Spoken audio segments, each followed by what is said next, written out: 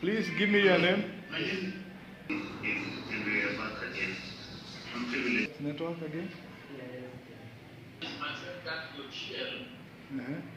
Somebody else, I was told.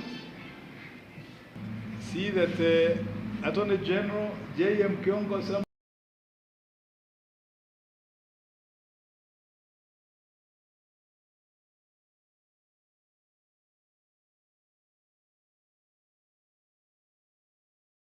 whatsoever.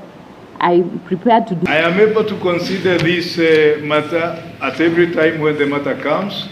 So I have said that the interim order is extended until then. Then is the 21st of October at 10 a.m. Thank you. So the program is that we shall hear these two petitions on the 21st of October at 10 a.m. And then everything concluded, we shall deliver judgment in the two matters on the 11th of 11.